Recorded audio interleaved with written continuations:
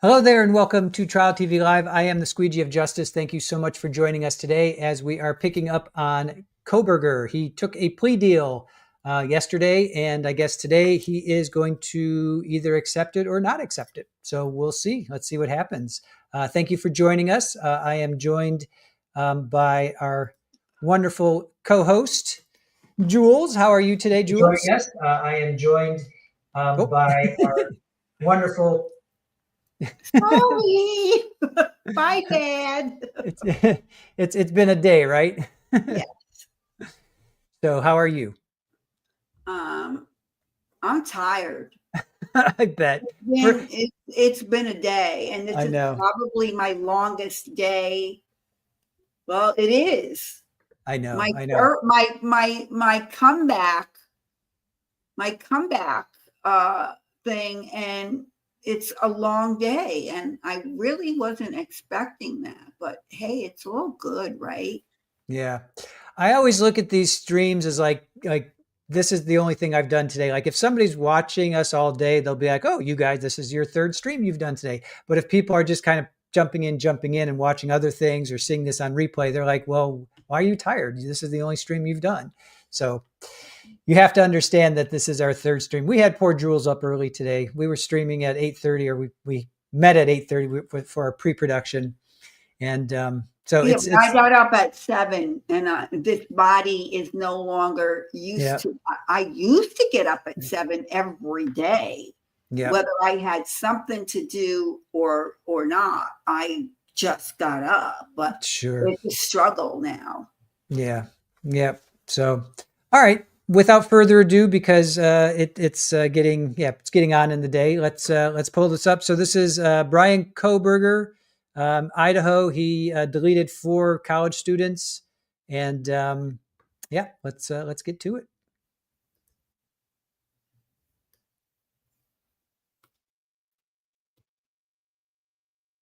General Stephen Hitler, presiding judge. Let me see it.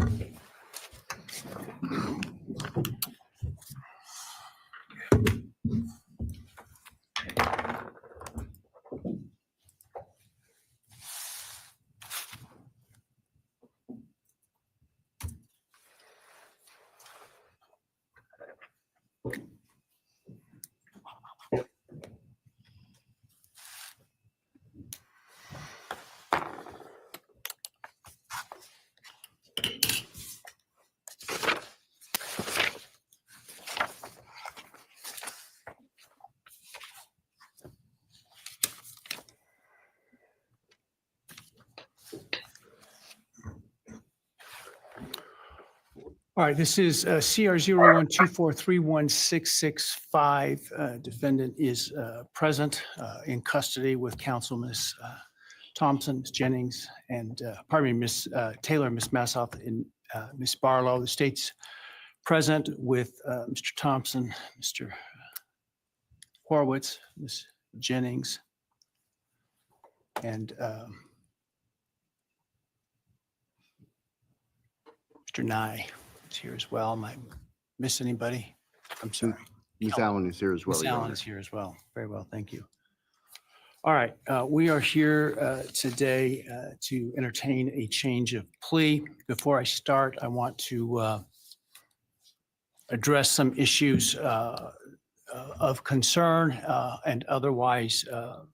First, I appreciate everybody in attendance today being on their best behavior. Please, no outbursts or demonstrations.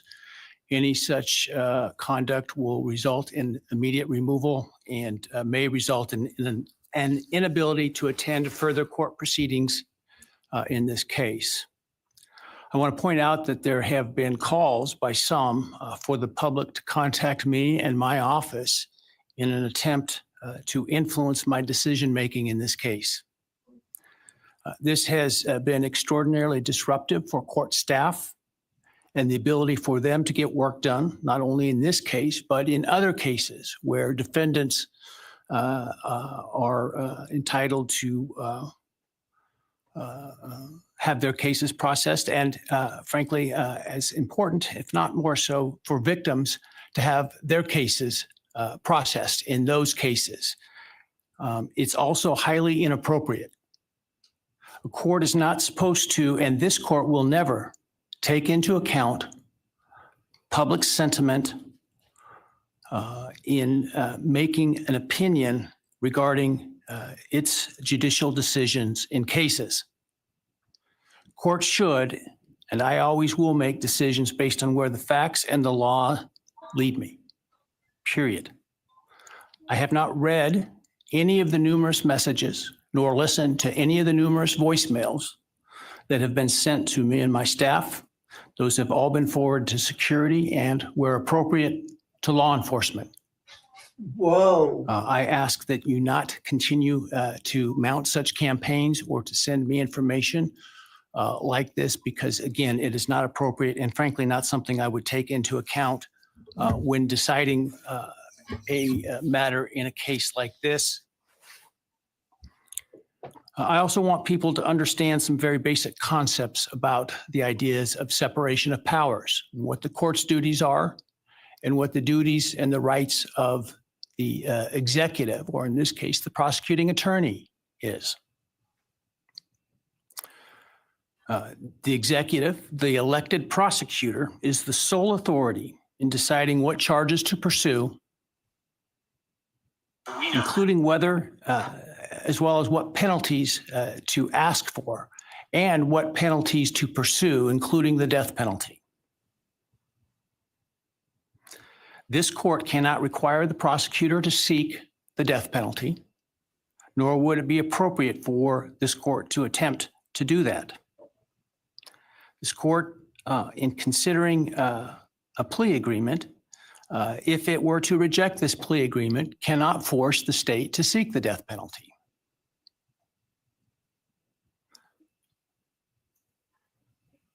My role and power in considering a plea agreement is extremely limited.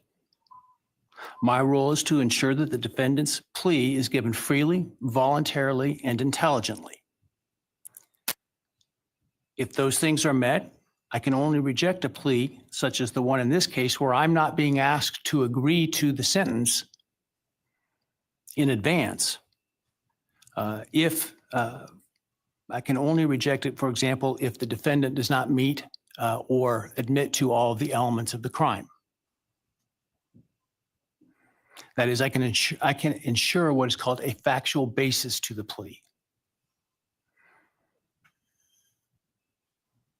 Finally, I want to offer my apologies to all the families, including the victims' families, the families of the defendant, for the short notice for today's hearing, and I'm sure what must have been the hurried efforts to get here.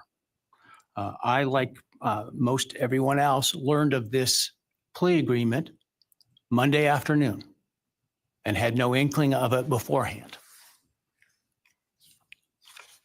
Prior to that time, I was under the belief that this case was proceeding to trial, as had been indicated, and my staff and I were busy continuing to work on preparations to have potentially 10,000 citizens of Ada County come to jury duty starting in mid-July, with the questionnaire process in mid-July. It was, once I learned of the defendant's decision to change his plea in this case, it was important that I take the plea as soon as possible because of the extraordinary administrative efforts that were otherwise attendant to the process of this, getting this trial potentially underway on time, and including the significant process of bringing, again, potentially up to 10,000 jurors to come in and fill out juror questionnaires prior to the beginning of the voir dire process. And so it was important that we, if we're going to go down this road, do so expeditiously so that we can avoid those costs and expenses associated with that.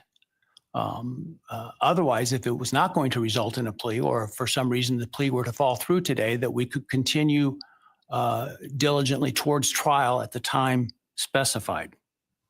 And so that obviously required that we act quickly. And so some folks may have not had the amount of time that we would otherwise allow for them to travel here. And so, again, I apologize for that.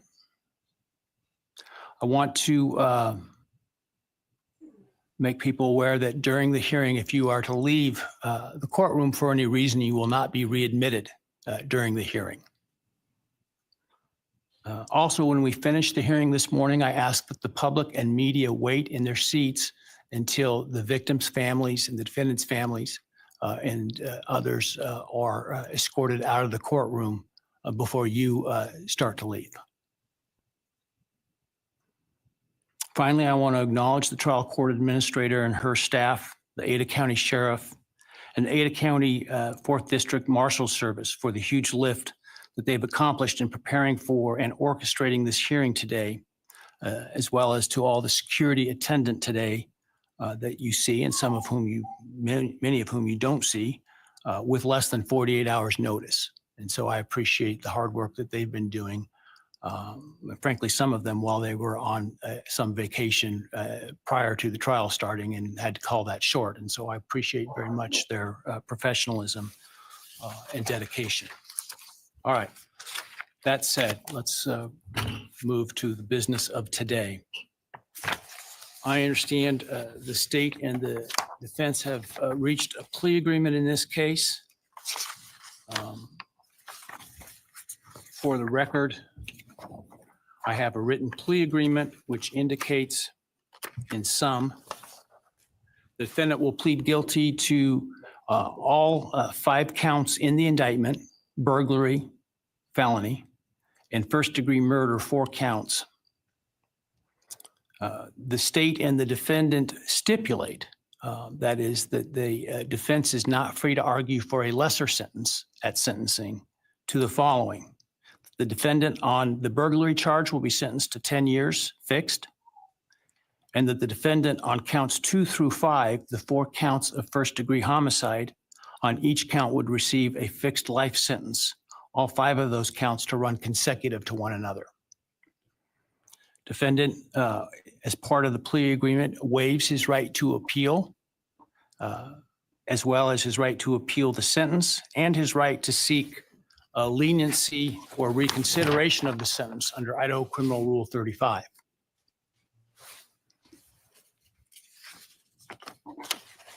This is not a Rule 11 agreement, meaning the court is not bound by the plea agreement and could impose a different lawful sentence at sentencing.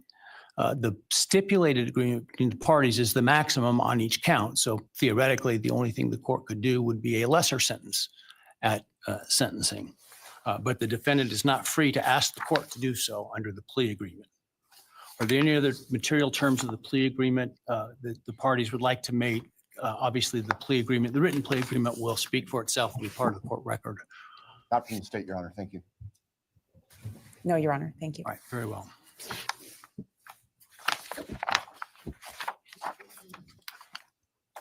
All right. Ms. Taylor, have you had sufficient time to discuss this case and all of its ramifications with your client? I have, Your Honor. Have you discussed fully with him his rights, defenses, and possible consequences to him of the guilty plea? Yes, Your Honor. Have you been able to do all the discovery you feel necessary? Yes, Your Honor. And have you informed your client of the importance of providing the court truthful and accurate answers in taking this plea today? I have. Have you apprised your client of any and all offers and counter offers and answered his questions about those? Yes, Do you consent to the entry of the plea today? I do. All right, Mr. Kohberger, I need to ask you some questions this afternoon, or I guess it's this morning still.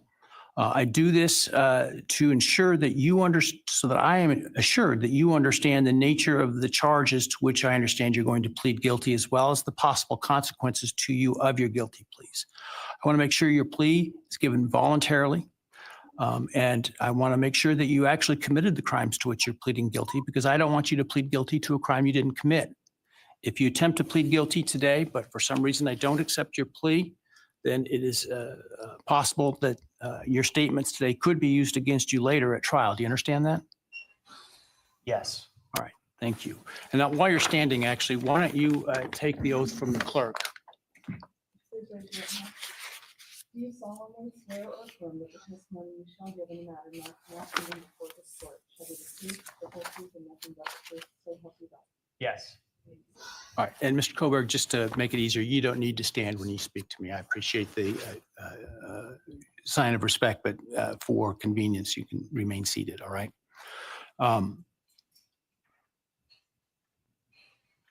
Before I start asking you questions today, have you consumed substantive questions? Let me ask you, have you consumed any alcohol, drug, or other intoxicating substance that would impair your ability to understand or exercise reasonable judgment? No. You feel like you are thinking clearly today? Yes. All right, I want you to understand what the possible penalties are for each of the crimes to which I understand you're going to offer a guilty plea today. They include on count one, the burglary, a fine of up to $50,000 and a period of incarceration of up to 10 years in the state penitentiary. You may be required to pay restitution to any victims of the crime. Count 2, 3, 4, and 5 for first degree murder. The consequences include a fine of up to $50,000, a period of incarceration of life imprisonment, which is a requirement of a sentence, that it be a life sentence with a mandatory minimum sentence of at least 10 years on each of those counts. In addition, you would be potentially responsible for a fine of up to $5,000 to each of the victims of your crime to be enforced in the form of a civil judgment to operate as additional punishment. This is in excess of any restitution or fines that the court could order. And again, you may be required to pay restitution to the victims of the crime. You would be required to provide, as to counts 1, 2, 3, 4, and 5, a DNA sample and a right thumbprint impression, and potentially pay for analysis of those samples. You would lose any right to possess, purchase, or carry a firearm, the right to serve on jury duty, the right to hold public office, and the right to vote. Do you understand the charges and all those possible consequences? Yes.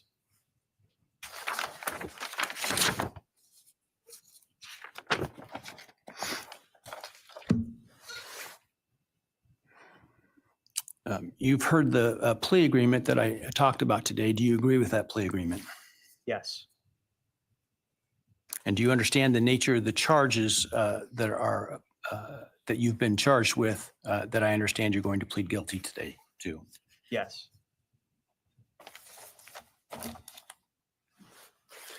As as I indicated, I'm not bound by the plea agreement, but the plea agreement is for the maximum on each count. Do you understand that I'm not bound by the plea agreement? Yes. Has anyone promised you that I would be lenient or easy on you if you pled guilty? No.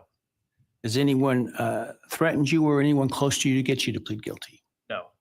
Is anyone other than the state's agreements with respect to the plea agreement, has anyone promised you anything in exchange for your plea agreement? No. Has anyone told you to be untruthful in answering my questions today? No. Has anyone offered you a reward of any kind other than the plea agreement in order to get you to plead guilty today? No.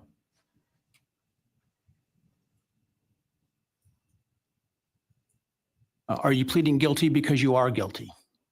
Yes. And counsel, obviously there have been a number of motions filed to suppress evidence in this case. Other than those filed, are there any other motions that you felt were available with respect to Rule 12? No, Your Honor. And Mr. Kohberger, you understand that by entering the guilty plea in this case, you would be giving up your right to appeal any decision this court made, as well as your sentence. Yes.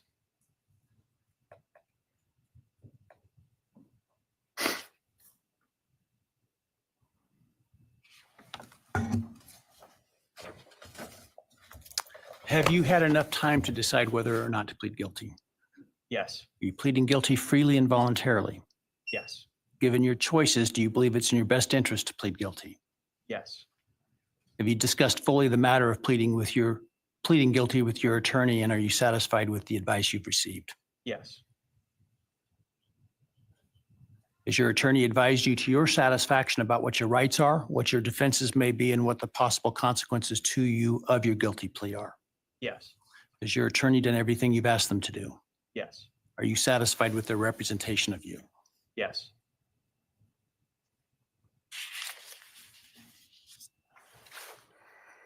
I have received a written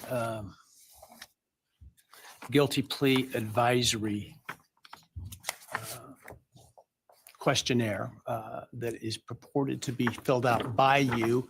Did you fill that document out? Yes. Did you understand the questions that you answered in this document? Yes. And are the answers that are outlined in this document your answers? Yes. Are those answers truthful? Yes. Did you sign the document? Yes.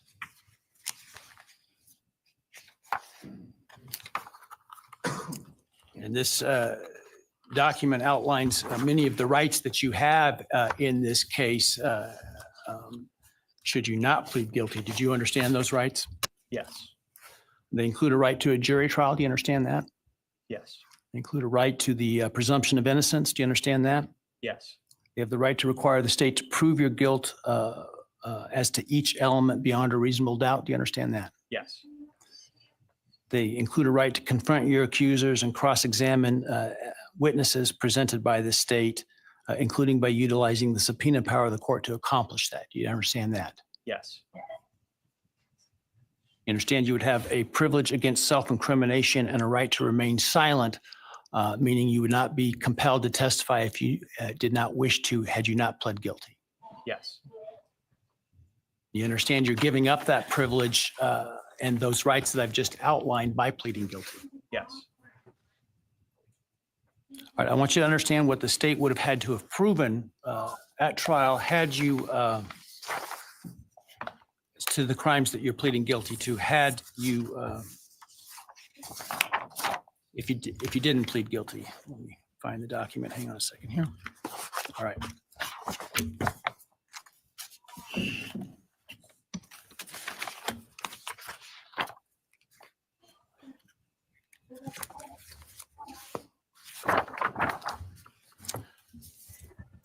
So as to count one burglary, the state would have to have proven that on or about November 13, 2022 in Latah County, Idaho, you unlawfully entered a residence located at 1122 King Road in Moscow, Idaho, with the intent to commit the felony crime of murder. As to count two, the state would have had to have proven that on or about that same date in Latah County, Idaho, you did willfully, unlawfully, deliberately, with premeditation and malice aforethought, kill and murder Madison Mogen, a human being, by stabbing Madison Mogen, from which she died.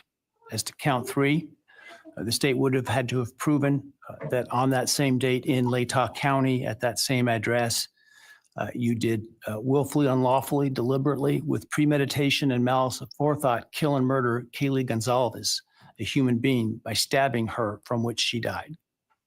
As to count four, the state would have had to have proven that on or about that same date in Latah County, Idaho, you did willfully, unlawfully, deliberately, with premeditation and malice aforethought, kill and murder Xana Kernodle, a human being, by stabbing her, from which she died. And then as to count five, also murder in the first degree, that on or about November 13th, 2022, in Latah County, Idaho, you did willfully, unlawfully, deliberately, with premeditation and malice aforethought, kill and murder Ethan Chapin, a human being, by stabbing him, from which he died. Do you understand those things the state would have had to have proven? Yes. And do you understand that by pleading guilty, the state no longer has to prove those things because you're admitting those things are true? Yes.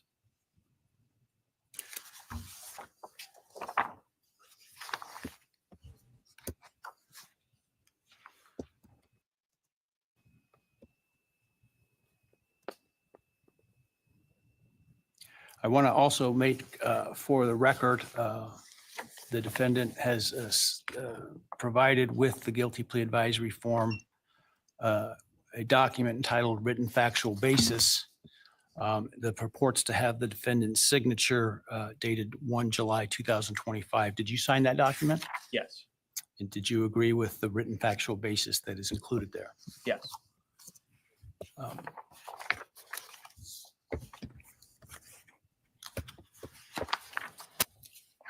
And then let me ask you, did you, on November 13th, 2022, enter the residence at 1122 King Road in Moscow, Idaho, with the intent to commit the felony crime of murder? Yes. Did you, on November 13th, 2022, in Latah County, state of Idaho, kill and murder Madison Mogen, a human being? Yes. And did you do that willfully, unlawfully, deliberately, and with premeditation and malice of forethought? Yes.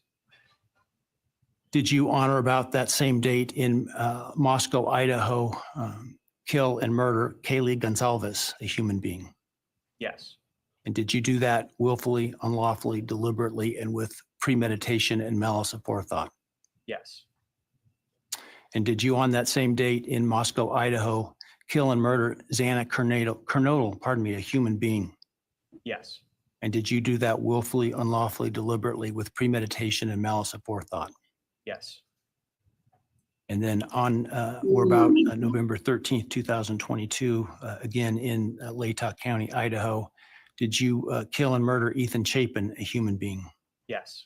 Did you do that willfully, unlawfully, deliberately, with premeditation and malice of forethought? Yes. I would ask the state at this time to provide its recitation of its factual basis had this case gone to trial. Thank you, Your Honor. Your Honor, the organization of the recitation is different than what I think the court and the public may be familiar with from the probable cause affidavit and other documents. The state's evidence, as an overview, would show that back in March of 2022, when the defendant was residing at his parents' residence or was residing back in Pennsylvania, his home state, he purchased online a K-bar knife and sheath with an Amazon gift card that he had purchased shortly prior to the purchase of the knife, sheath, and sharpener. Jumping ahead, the end of June of that year, the defendant, Mr. Kohberger, moved from Pennsylvania to Pullman, Washington, which is right across the state line from Moscow, Idaho, for the purpose of pursuing a PhD in criminal justice at Washington State University.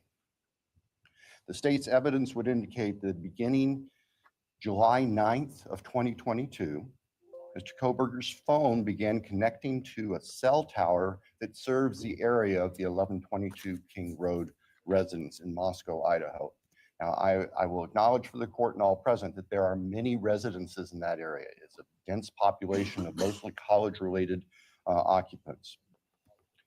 Between July 9th of 2022 and November 7th, the defendant's phone connected to that particular tower during late night, early morning hours, 10 p.m. to 4 a.m.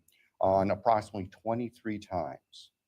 Now, I will acknowledge also, we do not have evidence that the defendant had direct contact with 1122 or with residents of 1122, but we can put his phone in that area on those times.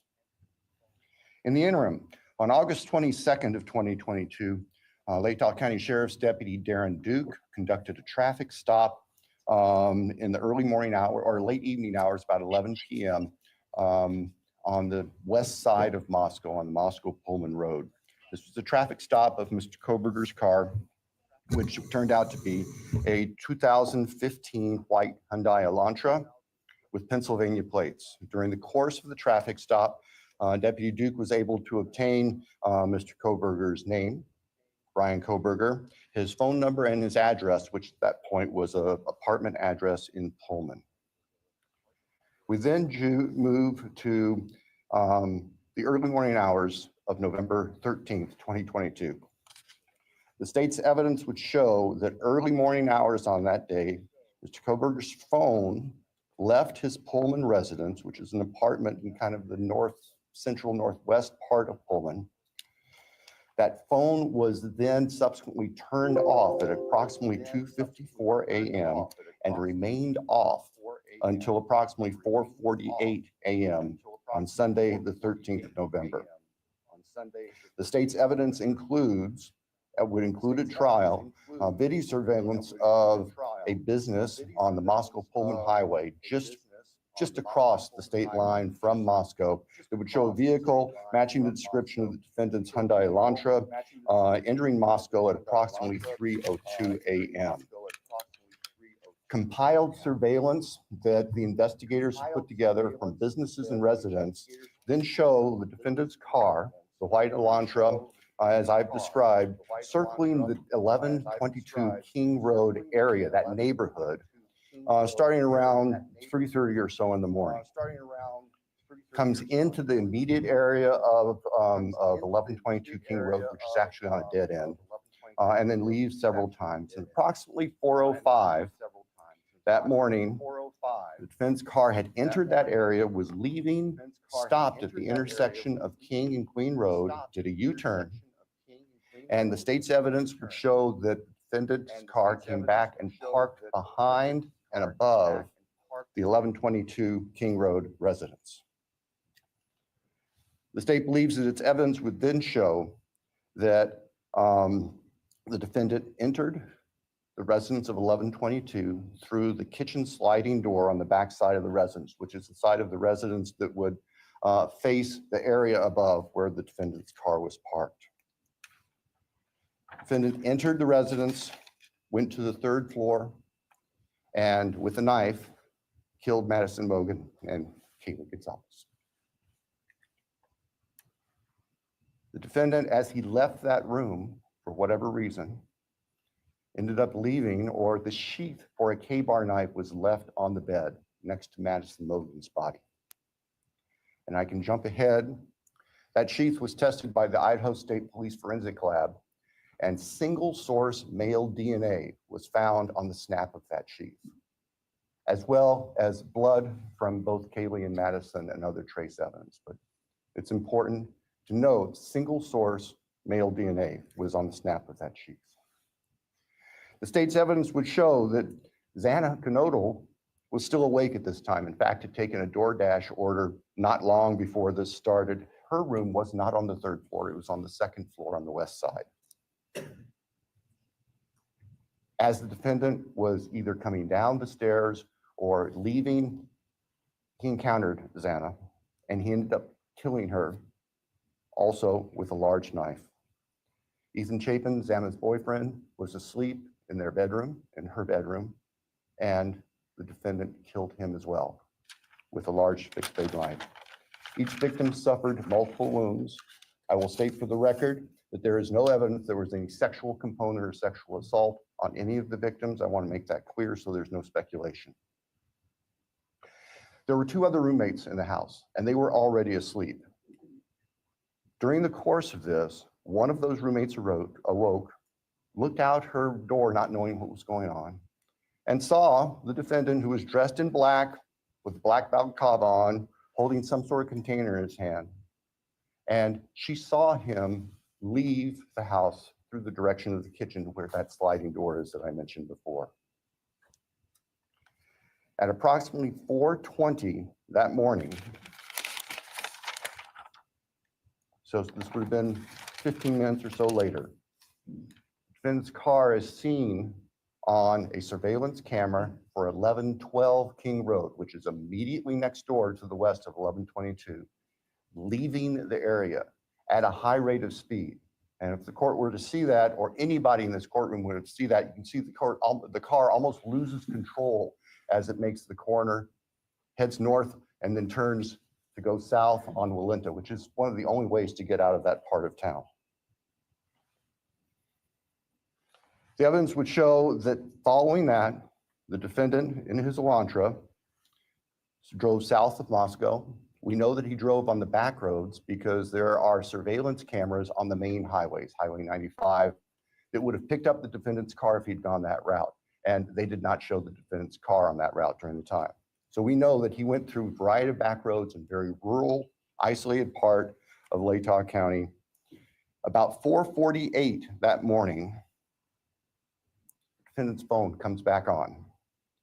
And the evidence will show that that phone was located south of Moscow, likely at a side road intersection with Highway 95.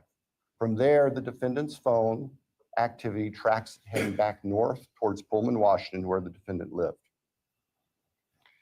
About 5:26, starting approximately 5:26, various surveillance cameras in Pullman, Washington pick up the defendant's vehicle as he enters Pullman from the south and heads north and slightly west towards his apartment, where he arrived at approximately 5:30 in the morning. Later that morning, Sunday, the 13th of November of 2022, Mr. Kohberger's phone returned to the area of King Road. We don't know exactly what he did, but it returned to that area. It's about 9 o'clock in the morning. He was there for about 10 minutes and then returned to his Pullman residence. About 9:30, the state's evidence will show, evidence taken from the defendant's phone, that he took a selfie of himself on his phone in what appears to be the bathroom of his Pullman apartment with a thumbs up.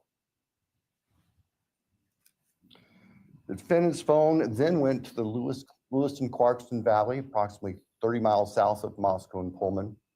And the defendant is actually seen with his car at various businesses down there. This area is the confluence of the Clearwater River and the Snake River.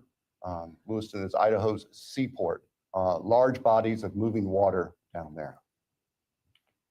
In addition to tracing the defendant's activities, as I've just outlined, on the 13th and leading up to the 13th, the state's evidence will show that following Sunday, November 13th, 2022, business records show that the defendant began searching for a K-bar knife and a K-bar knife sheath, as the state believes, to replace the one that was left at the scene of the murders. The evidence also will suggest that there were at least attempts by the defendant to delete or alter his purchase history on Amazon, where all these transactions had occurred. Later that week, the state's evidence will show that Mr. Kohberger went to what we would call DMV, motor vehicle licensing here in Idaho, in Pullman, to change his car registration from Pennsylvania to Washington. That's of note because Pennsylvania cars do not require a front license plate. The vehicles seen on the surveillance cameras of the defendant's car showed it didn't have a front license plate on it. At the time of the traffic stop by Deputy Duke in August, it was Pennsylvania plate, no front license plate. Mr. Kohberger proceeded to finish his semester of studies at Washington State University and returned to Pennsylvania for the holidays. Law enforcement at this point were aware of Mr. Kohberger, had been accessing information about him, were trying to find him. They located him in Pennsylvania, and they conducted what's called a trash pull. During the nighttime hours, agents of the FBI, who assisted immensely with this case, working with the sanitation department back in this neighborhood in Pennsylvania, took trash that had been set out on the street for collection, sent the contents of that from the Pennsylvania residence of the defendant's parents to the Idaho State Forensic Laboratory, where the lab experts there were able to identify DNA on a Q-tip as coming from the father of the person whose DNA was found on the knife sheath that was next to Madison Mogen's body in the bed. Subsequently, an arrest warrant was issued here in Idaho, and a search warrant was issued in the state of Pennsylvania with the assistance not only of the FBI, but the Pennsylvania State Police. Mr. Kohberger was arrested at his parents' home to return to Idaho. Upon his return to Idaho, a DNA sample was taken from him, and it matched the DNA found on the knife sheath next to Maddie's body at the crime scene. I can tell the court, and the public, the weapon itself, the knife, has not yet been recovered. I can tell the court that the defendant's apartment in Pullman was searched, as well as his office. Spartan would be a kind characterization. There was virtually nothing there. Nothing of evidentiary value was found. And of course, we are now talking 6-8 weeks after the time of the killings. In Pennsylvania, the defendant's car was seized and it was actually pretty much disassembled internally. And it also had been cleaned. There was a bucket of cleaner right beside it. I think we can all look to our own cars, you know, in those compartments in the doors. You can try to keep them clean where you put stuff. There's always some degree of crud in there. They were spotless. The defendant's car had been meticulously cleaned inside. And the state would present to the jury that that was part of the defendant's plan in covering up this. The defendant has studied crime. In fact, he did a detailed paper on crime scene processing when he was working on his pre-doctorate degrees, and he had that knowledge and skill. So, Your Honor, at the end, the state submits that the evidence that I've given just a quick overview of, and that to present in court would consume weeks, which the state is prepared to do and has been prepared to do, would show that as the defendant has just admitted and pleaded guilty on November 13th, 2022, excuse me, Mr. Kohberger entered the residence of 1122 King Road in Moscow, Idaho. He did that with the intent to kill. We will not represent that he intended to commit all of the murders that he did that night, but we know that that is what resulted, and that he then killed intentionally, willfully, deliberately, with premeditation, and with malice forethought, Madison Mogen, Kaylee Goncalves, Ethan Chapin, and Xana Kernodle. Thank you, Your Honor. Thank you.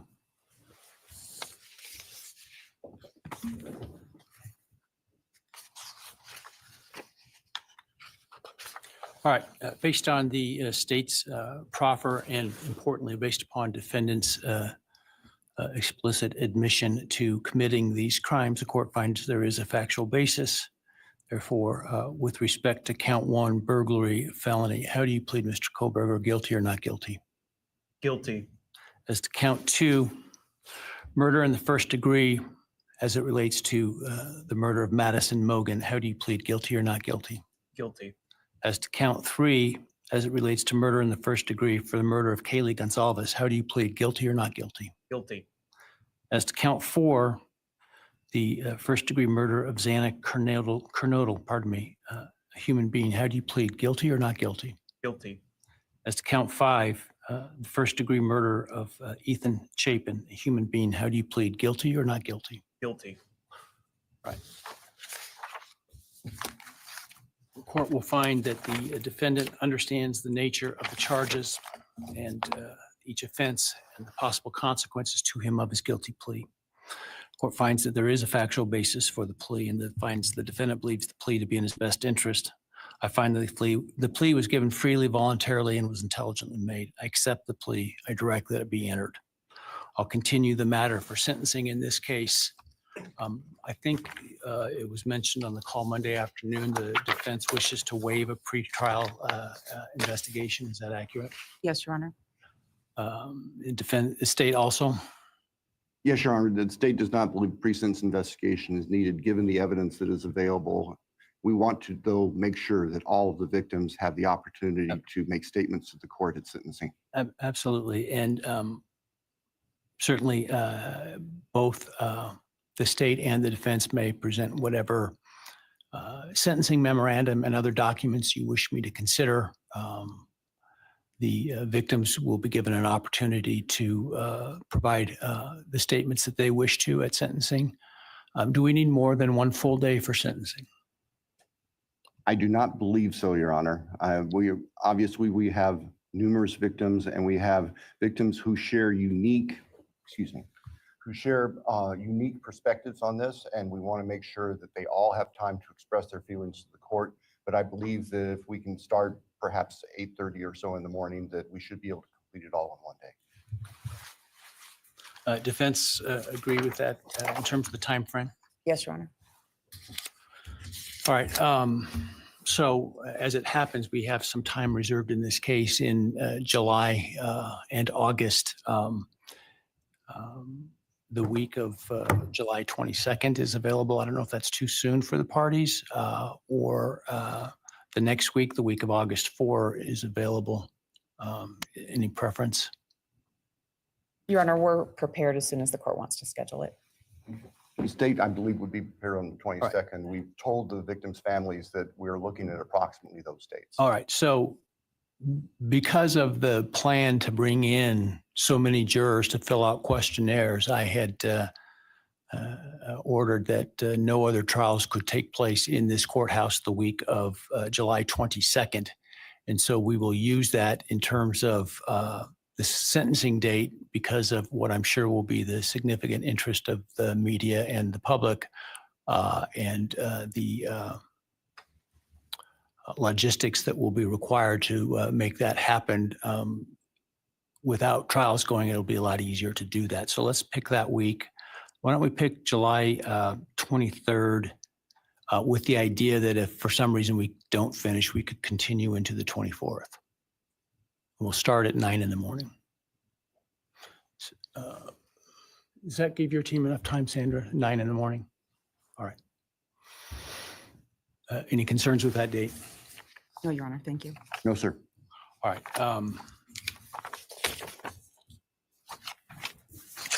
Any reason why I should not rescind the non-dissemination order at this time? You're right.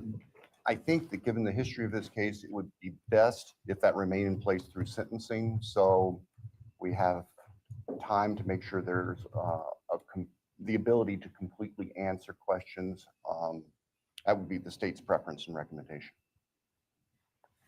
We'd have no objection for the order to remain in place through All right. sentencing. I will, at this point, the idea to keep it until sentencing, which time it would be withdrawn in order to give the parties the space and time to prepare to meet what I'm sure will be the deluge of media requests. That's at least my preliminary decision at this point. We can always revisit if it seems to be,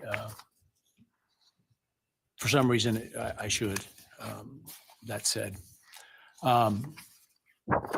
obviously, I don't think the defendant, a bond was ever set for the defendant. Were it would be revoked. The prior order allowing him to come in civilian clothes is revoked, given his plea and no longer the presumption of innocence. And in fact, now the actual conviction for the crimes. He will continue to be held at the jail pending sentencing. Is there anything else today? No, Your Honor, thank you. I assume that the trial date will be vacated trial and those is- 4 jurors will be released. The trial will be vacated, and I'm sure that the jury commissioner will get word to those that receive their summons that they won't be required to attend. So Thank you, Your Honor. that said, again, if you would all please wait for the parties and the victims' families and others to leave the courtroom before you do, I would appreciate it. And with that, we're adjourned. All right, please.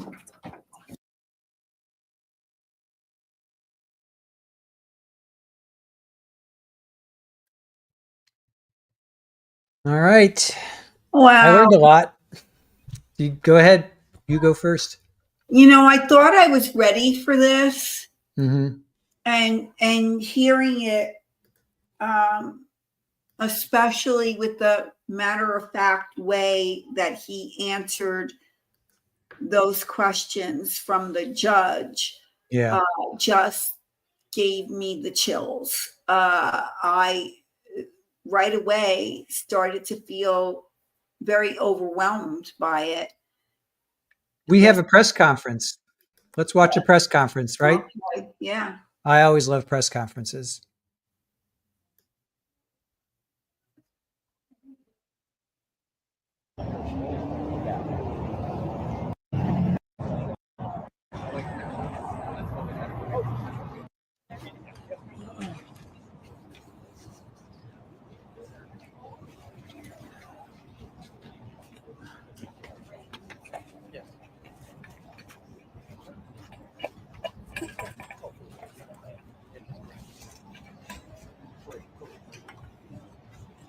I think that's Maddie's father. It's Maddie's father or Xana's father. James from the law firm of James. Oh, no, it's not. Coeur d'Alene, Idaho. I'm a victim's rights attorney. For the past few years, I've had I can't fix the audio, guys, so we're in a different platform. So just turn it up.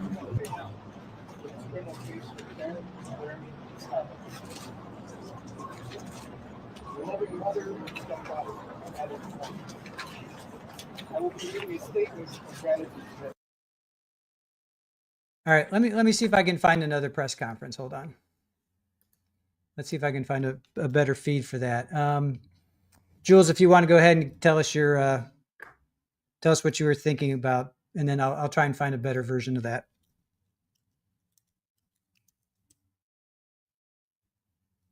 Oh, you're muted. Just to the fact that, I didn't think that was going to hit me so hard. And it did. And to think on, what did he say? The 22nd of this month is when the sentencing comes about, when these family members, 23rd, okay. When these family members have their say in court, that's going to be like way bad. Also, with what the judge started with, I knew that Kaylee Goncalves, I cannot ever pronounce their names, but anyway, her dad, Steve, he was yesterday calling for everybody to call the courthouse. And judging by what the judge said, when he said that he was turning those voicemails over to law enforcement, there were threatening phone calls. Absolutely, without a doubt. People were making threatening phone calls, and that's so wrong. It takes away, when you do something like that, it takes away from the real issue at hand. And, that's not good. It's not good at all. You could have your say, but as you heard the judge, I didn't listen to those voicemails. I didn't read those emails. Everything was turned over to law enforcement. That says a lot. But anyway, I didn't think I was going to have the reaction that I did. I thought I was going to be sitting here like, okay, I waited long enough to hear this, but it was very impactful. Yeah, I agree. All right, I have a law and crime. They have a better version of the press conference. So here we go. To today from the Laramies. 962 days ago, we lost our Maddie, our kind, loving, vivacious, and caring daughter full of purpose and promise. We are grateful for the gift of her life, and we have grieved the loss of that life during each of these 962 days. We love you, Maddie, and we miss you. We are grateful for the gift of the young, vivacious, promising lives of Kaylee, Xana, and Ethan. And we deeply, deeply mourn their senseless loss. We remain in solidarity with their families and friends, and we continue to shower them with our prayers and support. We are grateful for their prayers, love, and support that they have given us. They have helped us and sustained us during our darkest times. We are grateful to the prosecutor, Bill Thompson, and his dedicated and caring team, including victim coordinators, Kim and Stacy, who have helped to guide us through the sometimes confusing and disorienting legal process. Thank you for all your dedicated, diligent, and tireless commitment to justice and the successful outcome reached today. We support the plea agreement 100%. While we know there are some who do not support it, we ask that they respect our belief that this is the best outcome possible for the victims, their families, and the state of Idaho. We extend our deep gratitude to the many law enforcement officers and staff who worked tirelessly to obtain the critical evidence that brought justice today, including the Moscow Police Department, the FBI, the Idaho State Patrol, and the Lehigh County Sheriff's Department. We are deeply grateful to Judge Hippler and Judge John Judge before him. We thank you for your diligence, thoughtfulness, and judicial guidance. We appreciate the difficult work you have done to balance the rights of all involved and to uphold the rule of law. You have had our prayers and support throughout this case. We send our love and gratitude to the many family and friends who have supported us, cared for us, and helped us to heal our open emotional wounds. To the good people of North Idaho, who have showered us with kindness and support, we thank you.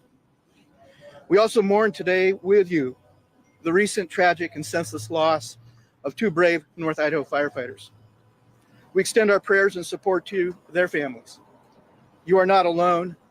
We understand your pain. For all parents who have endured the loss of a child, we know recovery is a long and at times an almost unbearable journey. But you are not alone. And there is hope and there is healing. We thank those in the press who have respected our privacy and the grieving process, and the privacy and grieving process of the families of Kaylee, Xana, and Ethan. To others in the press, we gently encourage you to do the same. We thank the many people across our nation and beyond who have reached out to us, prayed for us, and extended their kindness. You too have helped us on our journey to heal. We now embark on a new path. We turn from tragedy and mourning.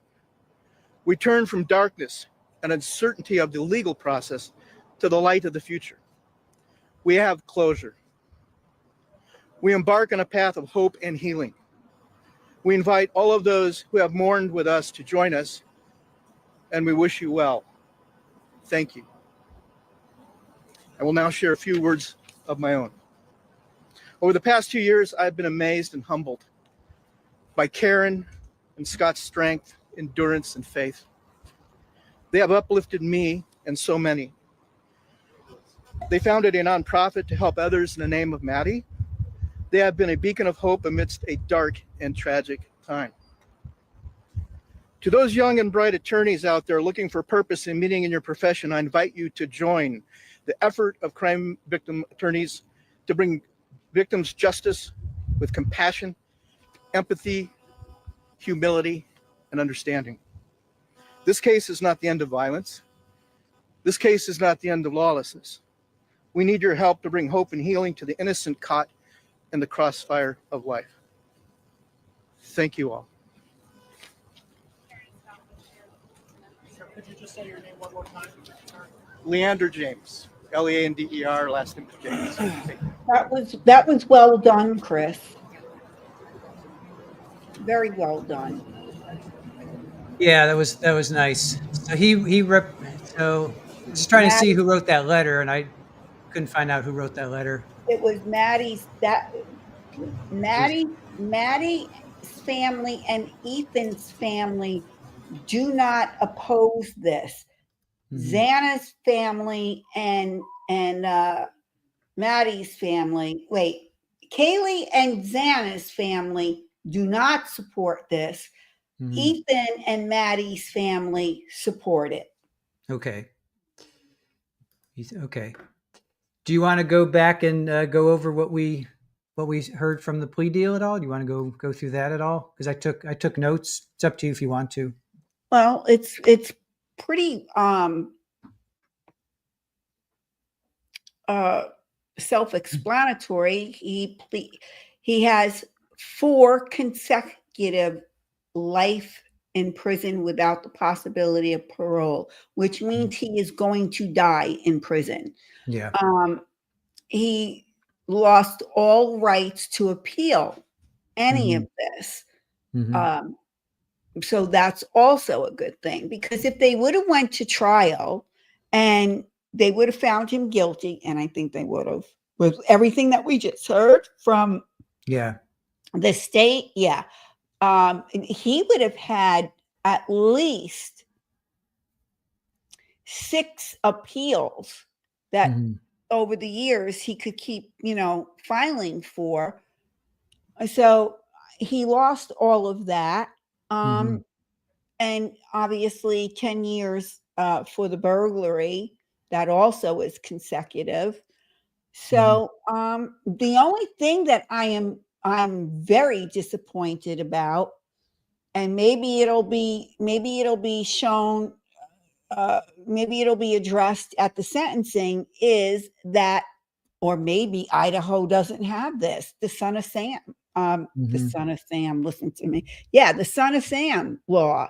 Yeah. Uh, he should not be able to profit No. off of this. However, he did order restitution to the families. Yep. So if they don't have that statute on the books in Idaho, he Mhm. very well can make some big bucks. But guess what? It'll Mhm. all be garnished and it will Yep. go to the families. Absolutely. Absolutely. A few things my thoughts are, did you know, well, first of all, what was his motive for doing this? Do you have any idea? Do we have any idea what his motive is to travel from Washington to Idaho to do this? Well, it's only a 20-minute drive. Okay. The two universities are literally like at the border of the Okay. state of Washington. Okay. And I think that there's more. All right, this is pure speculation on my part. Okay, y'all can agree with me or disagree with me, but I've been giving this some thought. Really have. I think he came into contact with Kaylee and Maddie at some point, maybe months before, whenever it was. They, they had worked at the local pub there and stuff. So, college students all hang out at the same places, Right. and being as though both universities are so close to one another, albeit that they're in different states, I think he may have been obsessed with them, or one or both of them, and maybe he got rejected, because there's also been some hints that he tried messaging, I believe it was Kaylee, on her Instagram, Okay. on her Instagram account, and she didn't respond to any of these messages. So this is what I think may have happened. He planned this, obviously. Yeah.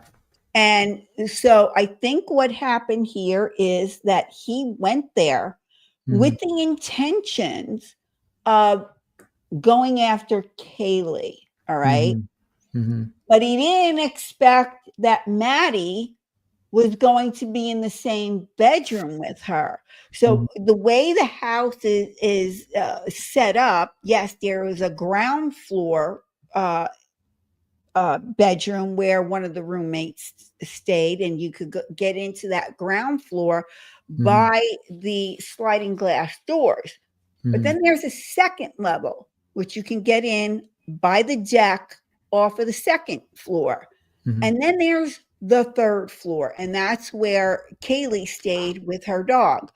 Okay. That night, the dog was put in the other bedroom, and Kaylee and Maddie were sleeping together. I don't mean that in the way it came out, folks. You know what I'm talking about. Yeah. I think he knew what bedroom she was going to be in, and he went up there. He totally bypassed Xana and Ethan. They were on the second floor bedroom. He went up there.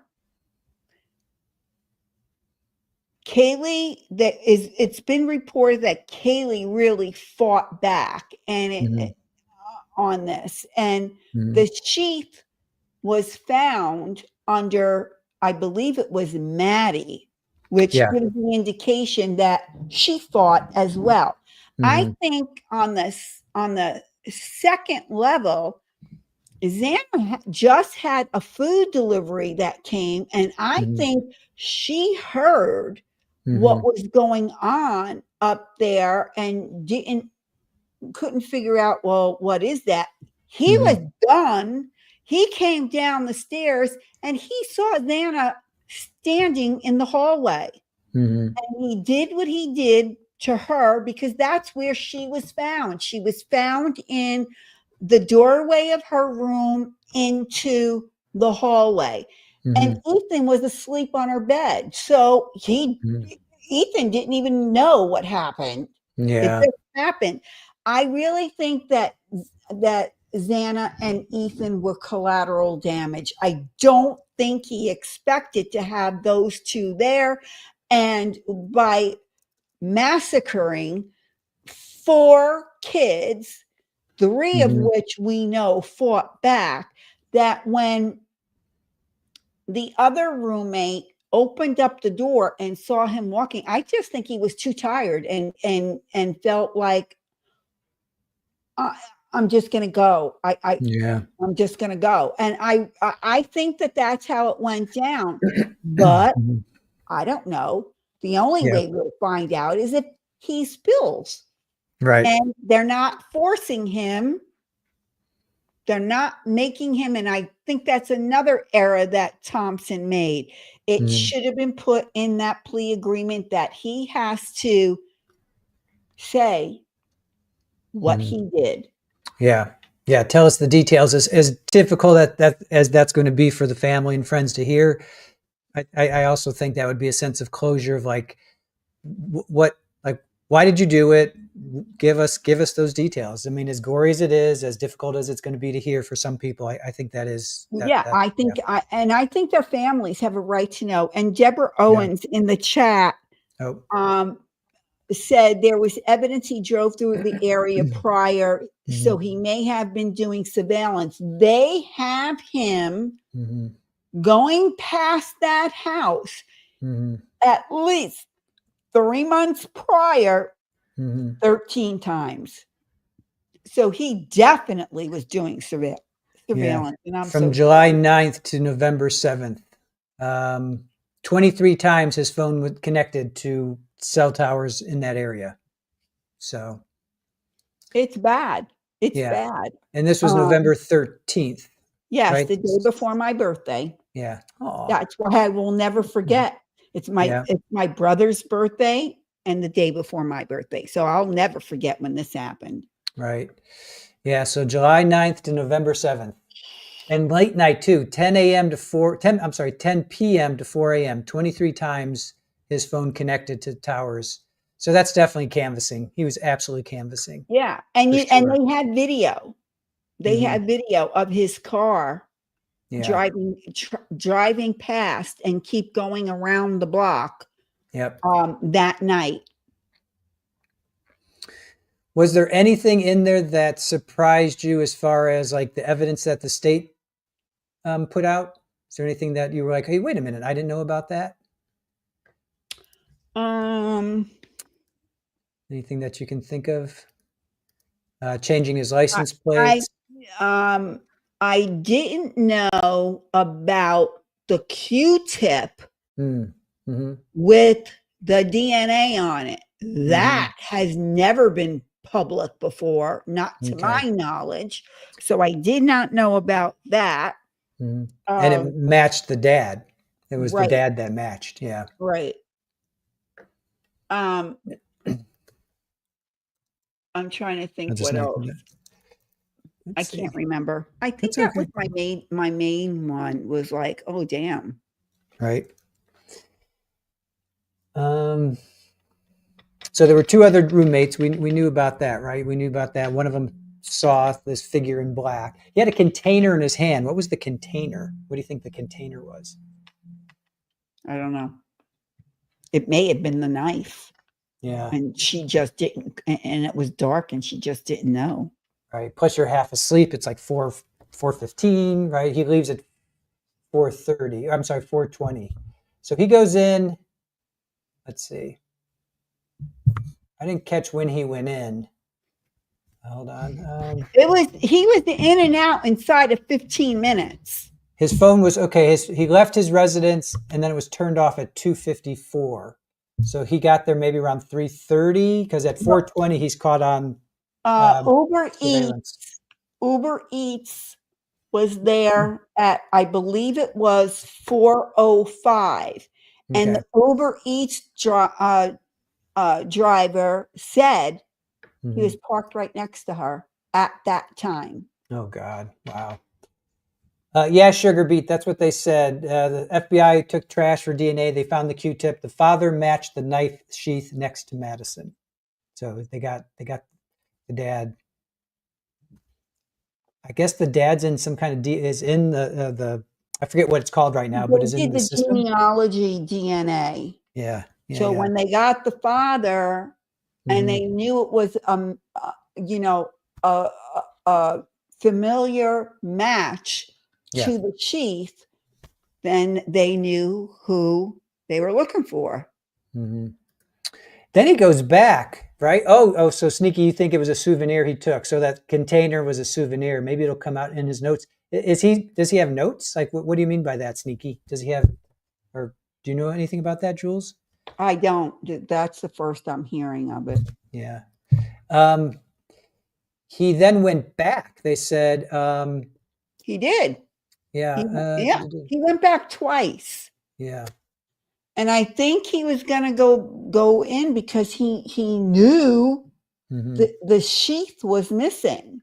And, but yeah.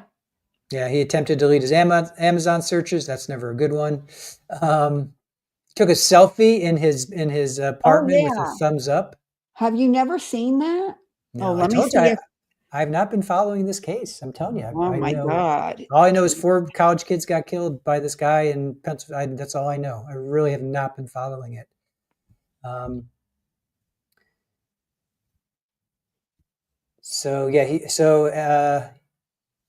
He returns to Moscow for about 10 minutes. So he went back there at least the one time. So you think he went back twice? Yeah. Yeah. His car was spotless. Yeah, they said usually when you clean your car, there's always going to be something, but there apparently his car was spotless. The selfie was creepy. Yeah, I'm going to send it to you in a second. I've got it. Okay. All right.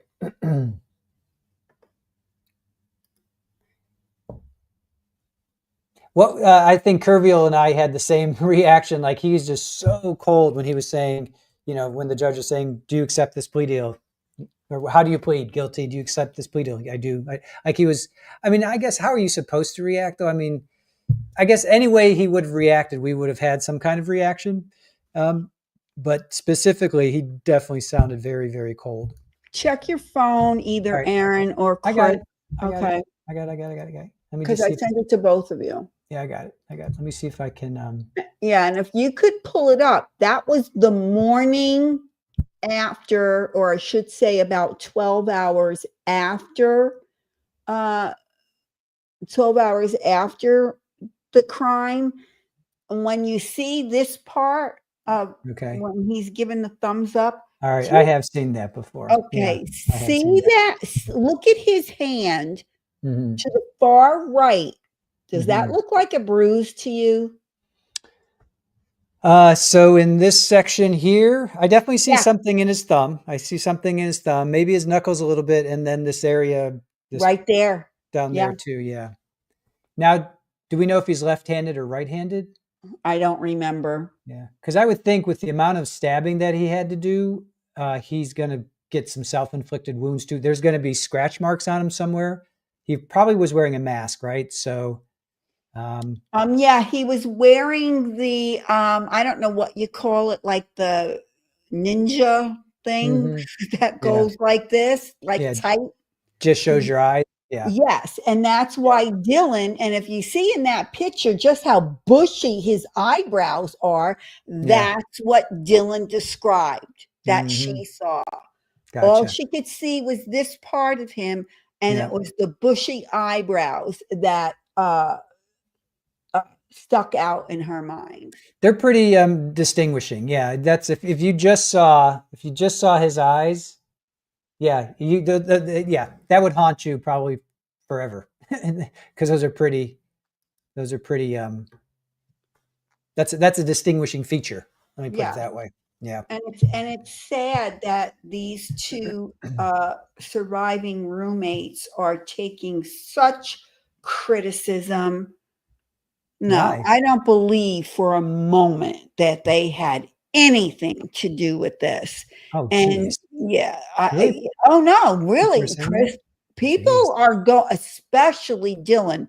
They are going so hard at that Jeez. kid. Wow. That's terrible. I mean, Yeah. that's just people just suck. Conspiracy theories, he's got groupies. He's Yeah. got groupies. Yeah. Yeah. That's sad. I know OnlyFan always said Wade Wilson has groupies too. Oh, that's true. Yeah. Ted Bundy, didn't he have groupies? Didn't people? Yes, he did. But don't forget, we didn't have the internet. Yeah, that's true. But yes, Yeah. he did. Psychosaurus. And Sorry. BTK was Kohberger's idol. That Mm, should tell you a lot. wow. So Psychosaurus Rex says, I think it's the pro burgers who are going for the remaining roommates. I believe that. Yeah. And Deborah, I agree. The investigators left no stone unturned. They would have found out for sure. For sure. Capri Law, ugh, people, right? People just suck. Yeah. Sneaky side. He did have groupies. He was a monster. He fathered a child while in prison. Wait, who was that? If she's talking about Ted Bundy, no, it was while he was committing the crimes. He fathered a girl. Gotcha. Not while he was in prison. Gotcha. Oh boy. I kind of remember this, Brat. I do kind of remember there was a psychic involved. All right. There's also a psychic who's been blaming a college teacher for it since before they found Kohberger. And last I heard, still stood with lots. Stood by it with lots of believers. I'll get it out.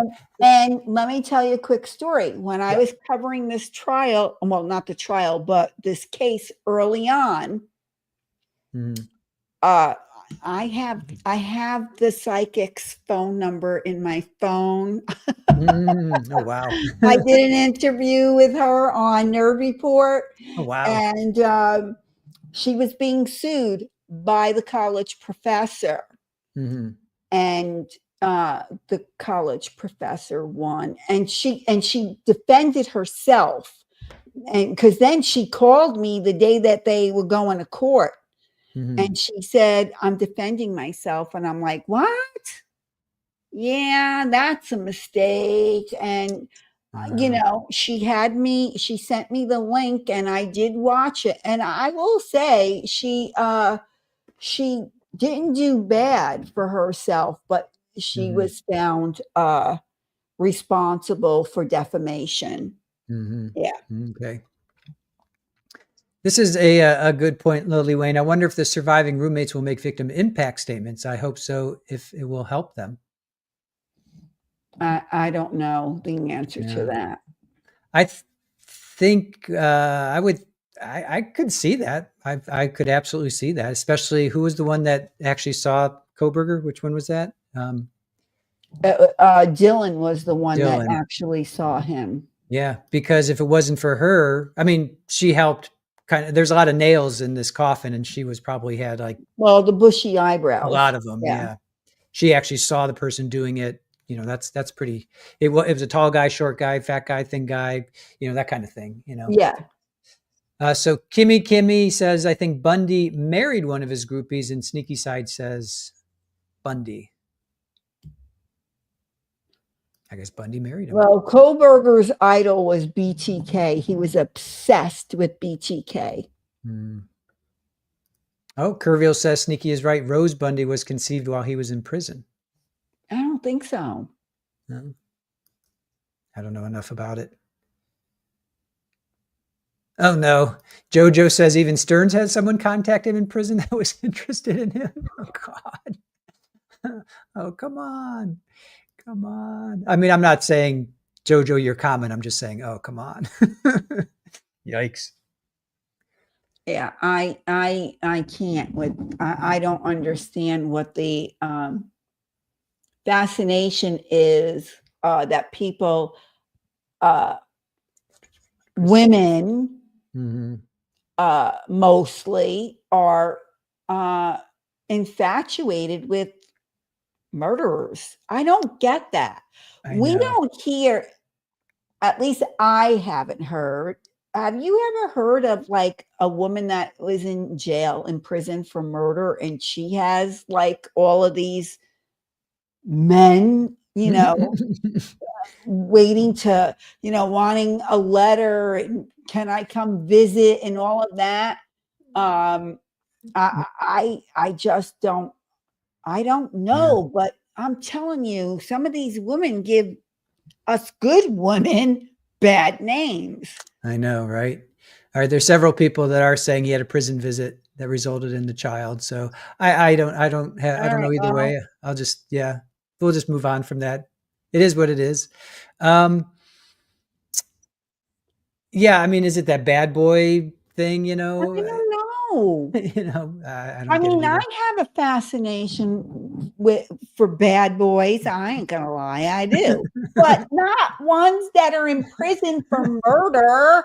I know No, of not other women, of other women, it's not like they're bank robbers or, something romantic, like robbing from the rich and stealing from the rich, giving to the poor, yeah, I don't know. no. That's one thing, But yeah, I mean, I like the bad boys that are, not in prison for any crimes, right. They're smart enough not to get caught. How about that? Let's leave it at that. That's true. Had Gypsy Rose had fanboys? Baca Oh, said. she did? Ugh. What about Sarah Boone and Lori Daybell? I'm sure Sarah has fanboys. You think so? I don't think we ever heard anything about that, Chris. No, I haven't yet. I'm just. Yeah, I don't know. No, I speculating. can't believe Sarah Boone would have any because she clearly was a psycho. And who was the other one? Lori Daybell. Well, everybody knows she's married to Chad. I know, right? Real Happy says, think all of us women were attracted to bad boys at some point, but they weren't criminals, or mine sure weren't. I'm with you, Real Happy. Mine wasn't either. Yeah, but feminine. I will say that they weren't great guys, though. Right. They were just smart enough to stay this side of the law, right? Let's put it that way. Yeah, feminine Luigi. I can see that. I can see him. He does. He has like, he probably has one of the biggest fan groups ever. Yep. Capri, remember she said, is that Sarah? Sarah said she had fans. She did. She did. She said it when she did her thing at the end. Yeah. I want to say soliloquy, but what is elocution or whatever? Oh my God. That was awful. I mean, that went on forever. Right. Curvial. Sarah Boone wouldn't like me. I'm not suitcase sized. That's a good one, Curvial. That is a good one. That is a good one. Psychosaurus Rex says, I don't think Sarah Bear has fanboys. Lori, I wouldn't be surprised. She is such a flirt. Yeah. That is true. Yeah, I could actually agree with that. Did you see the interview she did with what's his face? Nate. Yeah. Nate. Yeah. And she don't even tell me she wasn't being flirtatious with him because she was. Yeah, of course. I don't think Sarah knows how to flirt. Mm-hmm. Maybe if she's drunk, she does. I don't know. I don't know. So if Brian Bundy was Brian's inspiration, if you will, or liked him, Brad says Bundy's spree included multi-victim attack on a sorority house, which I remember. That was here in Florida. That was here in Florida. Was that Gainesville? Was that University of Florida? Yes. Yeah. Yes, it was Gainesville. Yep. I wonder whether that inspired Kohberger's attack on a house full of college women. Possibly. Quite possibly. Yeah, but Bundy's MO was, with the exception of the attack in Gainesville, because don't forget he did this across country. Mm-hmm. He had a broken arm, or he had a broken foot, and he would have that infamous Volkswagen and ask, can you please help me? Right. And back in the day, everybody was your friend. So yeah, they helped him and walked straight into, Mm-hmm. he had the back seat taken out. Yeah. So, but listen, guys, on that note, I got to go. Yeah, no problem. Yeah. Hey, thank you for hanging with us. Thank you for hanging us. No, I don't want to go on trial for hanging squeegee. Thank you for joining us, Jules. My pleasure. Good night, everybody. In the chat. 3 streams today, Jules. You came back with a bang. Damn. No, we didn't do 3. We only did 2. Oh, we did 3. We did one. Whatever. We did 2 Sterns. Both were nothing burgers, and then we did Kohberger. So we did 3. Yeah. Well, again, thank you so much to Chris and Aaron for having me back, and thank you again to the chat for giving me a warm welcome. I appreciate you guys. Enjoy yourselves, and until next time, Jules out. Thank you, Jules. Let's see. We did do sneaky side. We did fast food. So many burgers in one day. Yes. Feminine saying thank you, Jules. Missy Russell. Jojo. Widespread. Wait, hold on. You guys it's going too fast for me. Widespread. Yes. Thank you. And Missy Russell. So glad to see you. Yes. We are so happy that Jules is back with us. Sugar Beat saying thank you, Jules. And Alice saying enjoyed her today. Shirley Roth, good to see you. Gosh, I hope you're feeling better today, or just feeling well. Not even better. I hope you're just feeling well. Deborah saying thank you to Jules as well. All right, guys. Awesome. So what a great day. And what turned out to be, well, it is what it is. It was just one of those days. So thank you all for joining with us. Thank you to Aaron. Thank you to our fantastic mod squad. You guys are the best. I really appreciate you all. And thank you, chat, for being with us. Tomorrow, we pick back up on Connecticut versus Raoul Valley. He will be going into closing arguments and jury instructions. So definitely join us for that. That's going to be really interesting. Sneaky side, thank you. All right, thank you, guys. Definitely appreciate you all. And I will leave you, as I always do, with my paralegal. I think Ken coined that one. My paralegal. Super Ball with her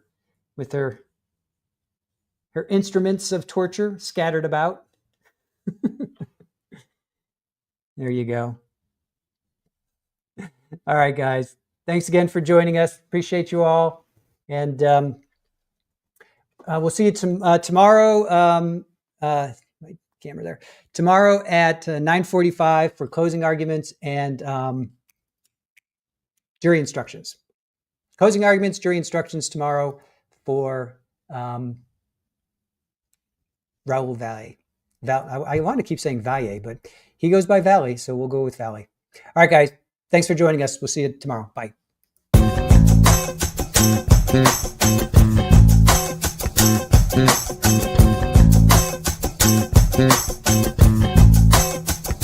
Mm-hmm.